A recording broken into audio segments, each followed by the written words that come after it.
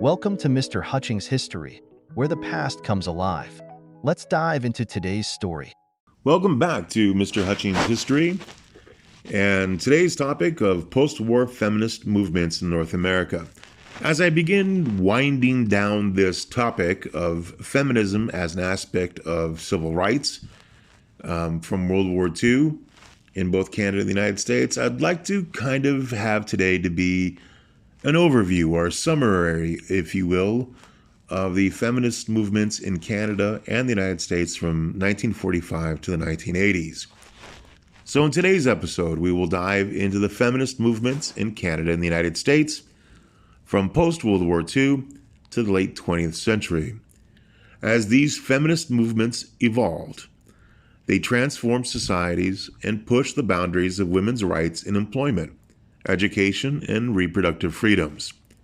Yet despite significant achievements, challenges remained, especially from conservative forces that pushed back against feminist demands. Let's explore the complex journey of these movements, their impact, and their limitation. Beginning with the post-war context and early stirrings of feminism. In the years following World War II, women in both Canada and the United States found that their wartime contributions in the workforce were no longer welcomed when the men came back. The return of men from the war brought a renewed cultural emphasis on traditional family roles. The ideal of the homemaker was reinforced in both countries. Although Canadian women had won the right to vote in federal elections by 1940, the Canadian women faced substantial barriers to equality in other areas. In Canada, employment opportunities for women were largely restricted to low-paying female jobs, and access to higher education was limited. Divorce laws were highly restrictive, and abortion was illegal under all circumstances. In the United States, women faced similar constraints.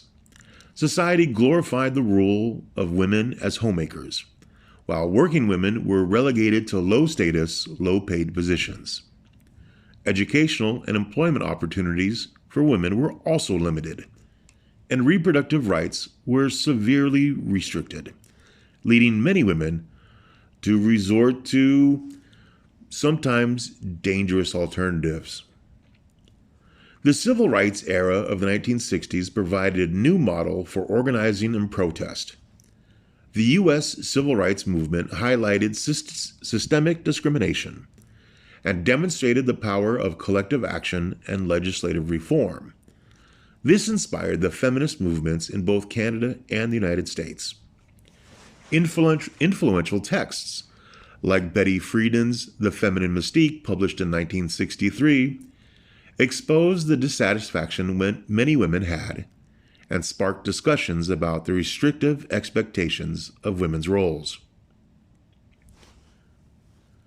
Moving to the 1960s, a decade of protest and growing momentum. The 1960s marked a turning point for feminism in Canada and the United States. As protests around civil rights, student activism, and opposition to the Vietnam War gained momentum, feminist demands also intensified. Canadian women pushed Prime Minister Lester B. Pearson to establish the Royal Commission on the Status of Women in 1967. This served as an investigative body to document gender discrimination and recommend reforms. In its 1970 report, the Commission proposed sweeping changes, including legislation for equal pay, improved access for education, and greater support for working mothers. This report became a foundational document for Canadian feminism, providing a roadmap for achieving gender equality. In the United States, the feminist movement gained strength through organizations like the National Organization for Women, NOW, founded in 1966, which advocated the Equal Rights Amendment, ERA, and reproductive rights. Feminists argued that the right of women to control their reproductive lives was central to achieving equality, particularly as women's economic independence was closely tied to their ability to make decisions about family planning. Many women who participated in other activist groups, like the Students for a Democratic Society, SDS, and anti-Vietnam War movements, grew frustrated with the sexism they encountered within these organizations. Female activists often found themselves sidelined, expected to perform traditional female tasks like cooking and cleaning for the other organizers. These experiences fueled the radical feminist wing, which sought not only to equal rights, but a fundamental transformation of societal gender roles.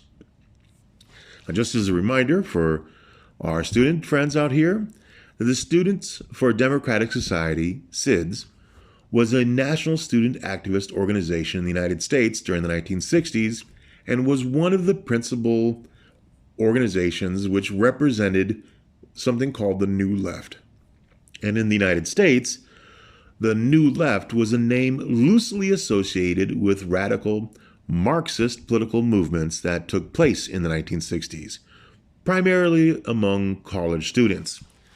Now, the New Left of the 1960s is to distinguish from what would be the Old Left of the 1910s, 1920s, where the Old Left of the 1910s, 1920s were early socialist movements in the early 20th century these socialist movements were organizing for largely labor rights and unionization for the workforce. The New Left of the 1960s distinguished themselves from these earlier movement. They were more Marxist and wanted more Marxist radical social changes and focused on not labor, but concepts such as identity politics and which extend to feminism, black nationalism, kind of extends towards the left, but across the field. And the New Left was definitely more Marxist and focused on societal roles and identities, where the New Left of the 1910s, 1920s was really socialism that was focused on, say, labor practices and workers' rights. There you go, the distinctions. Okay, back to the podcast.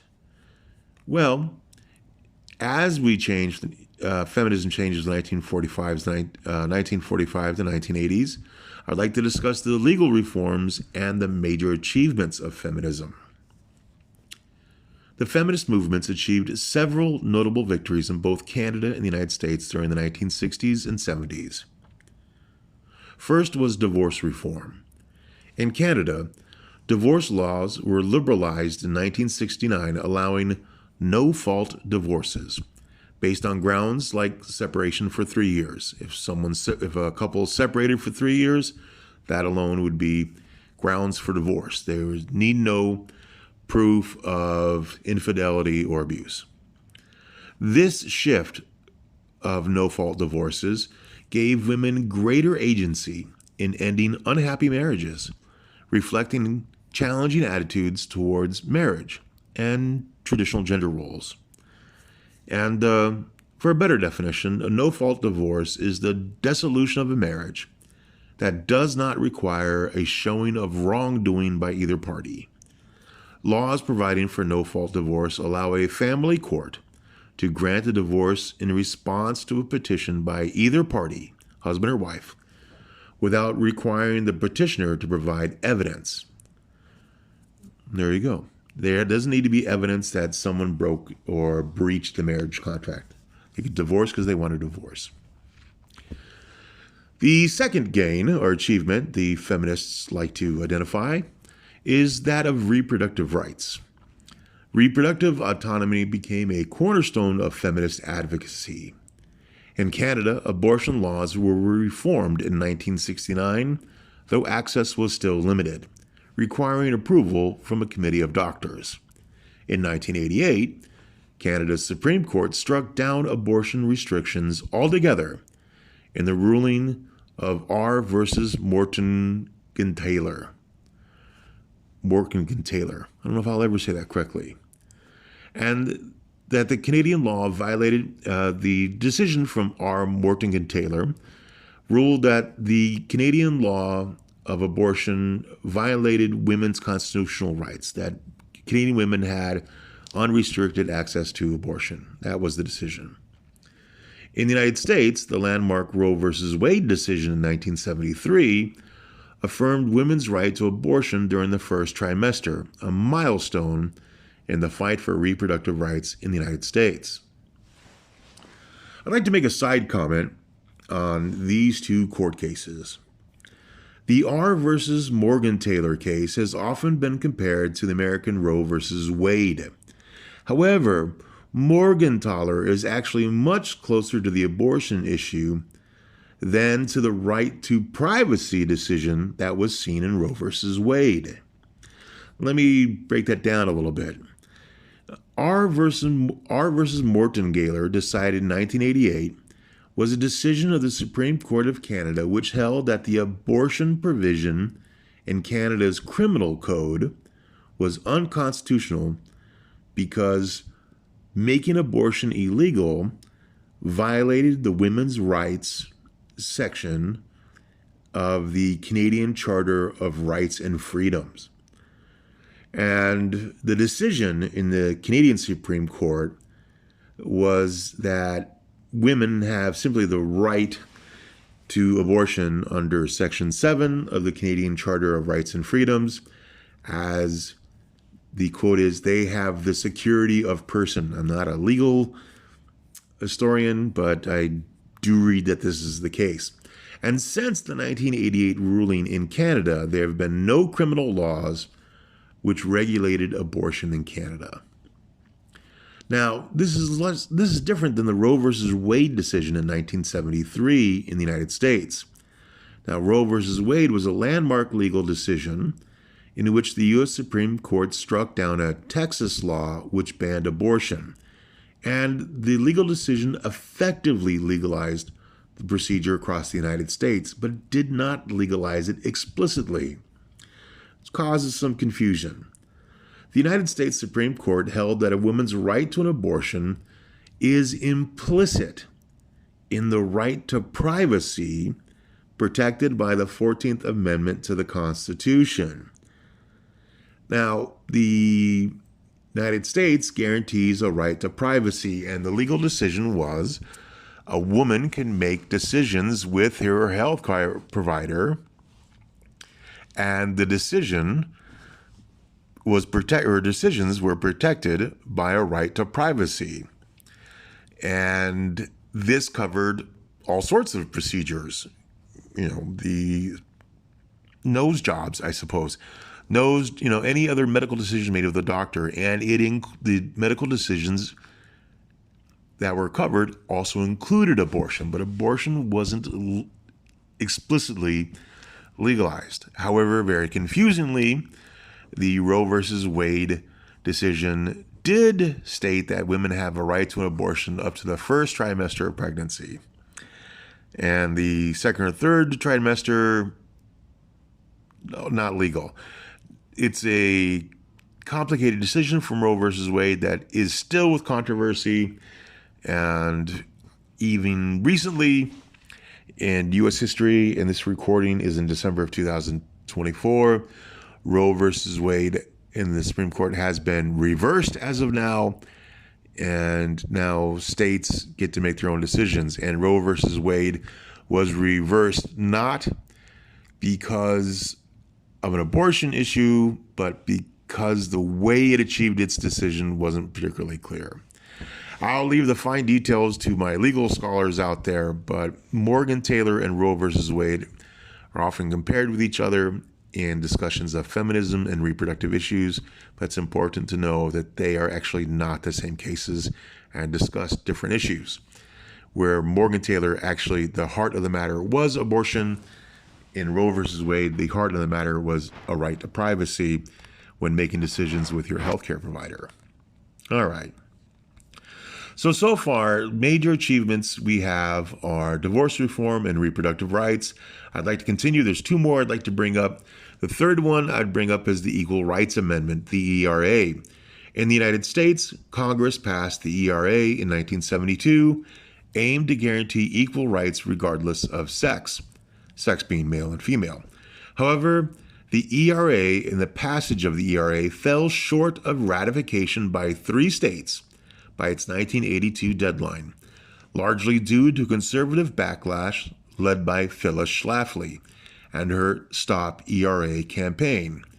Schlafly argued that the ERA would undermine traditional family structures, lead to the drafting of women by military services in time of war, and eliminate gender distinctions in public facilities, such as blurring the lines or getting rid of male and female bathrooms. The ERA was a proposed amendment and was first proposed in 1923, and the goal was to secure full equality for women by ending legal distinctions between men and women in areas such as divorce, property, and employment. But again, this failed. The last achievement that I'd like to bring up that the feminists can claim is employment and education equality. Both countries made strides in equal employment and educational opportunities. The Royal Commission in Canada recommended equal pay, leading to legislation at federal and provincial levels. In the United States, Title IX of the Education Amendments of 1972 banned sex-based discrimination in federally funded education programs, and this greatly expanded access for women in athletics and higher education. For those who may be unfamiliar, Title IX of the Educational Amendments of 1972 protects people from discrimination based on sex, men and women, in education programs or activities which receive federal finances assistance. And as most schools and all public schools receive money from the federal government, this was an expansive and very effective policy. So what Title IX decides is that whatever is offered to men has to be offered to women. So like schools can be single sex if they want, and say schools could educate boys separately from girls, though that is extremely uncommon in the government schools in the United States, but it's possible in private schools, that girls are to have the same access to education as men. If men are being taught science, then women are being taught science. If men are being taught math, women are being taught math. And they need to have the same opportunities to participate in educational activities, including extracurricular activities. If there is a men's basketball team, there needs to be a female basketball team or an equivalent sport. For many schools, there will be wrestling for boys, but they won't have girls wrestling, so there'll be an alternative such as girls field hockey. And the idea is that women should have the same access to education and leadership opportunities in an educational environment. It's a pretty solid idea. Okay, these legal victories were significant, yet they did not fully close the gap. Women continued to face barriers in political representation, wage equity, and career advancement, with the glass ceiling remaining a persistent issue. Moving to the conservative backlash and internal tensions. As feminism gained visibility, it faced a growing conservative backlash. In the U.S., Phyllis Schlafly led one of the most powerful opposition movements, arguing that the ERA and other feminist demands would destroy the family unit and traditional family values. Schlafly mobilized grassroots conservative women, framing her opposition as a defense of motherhood and a defense of the home. Her campaign attracted considerable support, particularly among religious and conservative communities, ultimately contributing to the ERA's failure to achieve full ratification. In Canada, the backlash was less pronounced, but still influential. Conservative voices argued that feminist demands threatened societal stability. Although abortion became legal, access varied by province, making it difficult for many women to exercise this right to abortion. The Canadian backlash underscored the cultural divide on issues of gender and family, demonstrating that while laws could change, societal attitudes were slower to shift. Within the movement itself of feminism, tensions arose between mainstream feminists who focused on legal reforms and more radical factions that advocated for broader societal change. Groups like the radical lesbians in the U.S. felt that mainstream organizations like NOW were not addressing the needs of all women, particularly women of color. These divisions highlighted the diversity of feminist perspectives and the complexities of achieving unified goals. Okay, on to my schools of historical thought on the feminist movements.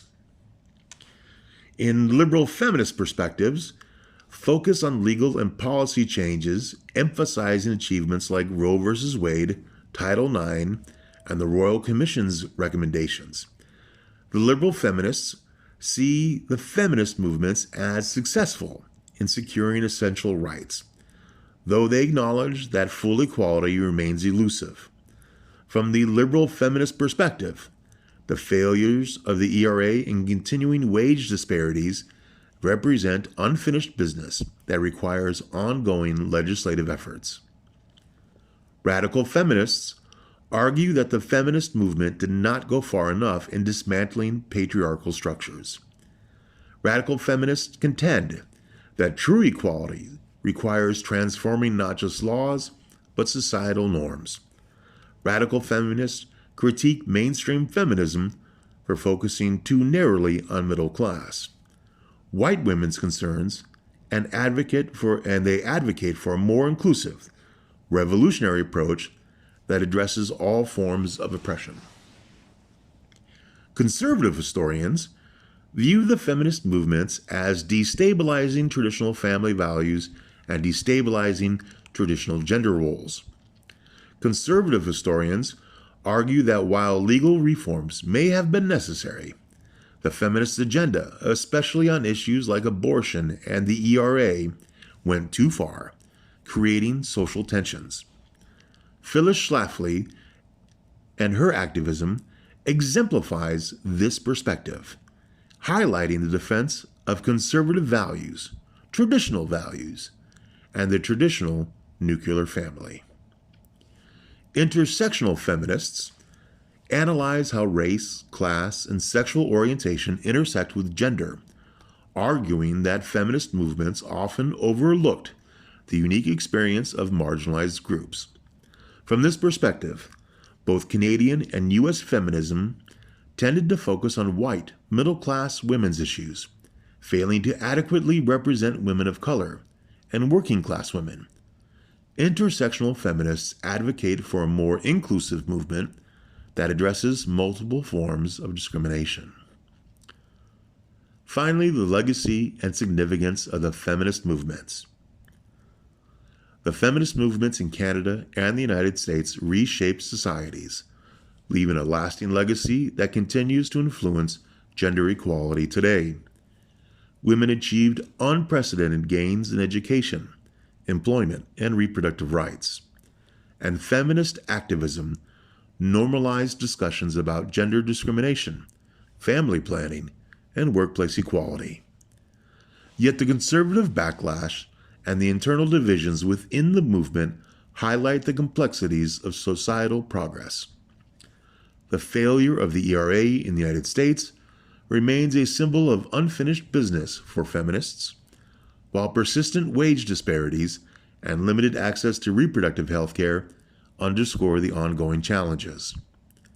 In Canada, feminists secured significant legal victories, yet the struggle for comprehensive reproductive rights and equitable pay continues.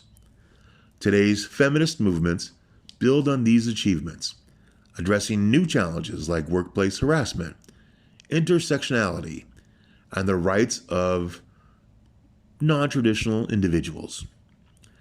The movement's history served as a reminder that progress is often gradual, requiring both legislative change and shifts in cultural attitudes. Well, thank you for joining today's episode of Mr. Hutchings History. The feminist movements in Canada and the United States illustrate both the power of collective action and the enduring obstacles to gender equality. Stay tuned as we continue to explore transformative moments and movements in modern history. Thank you for tuning in. Thanks for listening to Mr. Hutchings History. Keep exploring, and we'll see you next time.